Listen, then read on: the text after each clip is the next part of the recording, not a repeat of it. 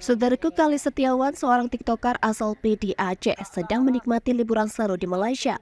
Ia telah berbagi pengalaman perjalanannya melalui platform media sosial TikTok, mengungkapkan aktivitasnya saat mengunjungi beberapa tujuan wisata populer di Malaysia. Kalis tampaknya sangat antusias untuk menjelajahi berbagai tempat menarik di Malaysia, termasuk Menara Kembar Petronas yang merupakan ikon negara tersebut.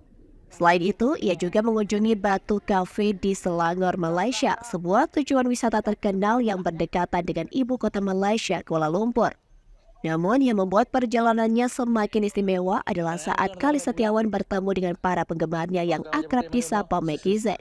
Momen berharga ini terekam dalam sebuah video berdurasi lebih dari 2 menit yang diunggah oleh akun TikTok @gajah_0505 pada Minggu 22 Oktober 2023.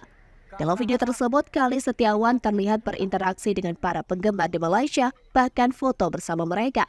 Ia juga mengungkapkan rencananya untuk menghabiskan sekitar setengah jam di Batu Cafe sebelum melanjutkan perjalanan. Pria ini menegaskan bahwa banyak penggemar Kalis yang telah lama menantikan kunjungannya. Hingga Selasa, 24 Oktober 2023, video tersebut telah ditonton sebanyak 16,6 ribu kali.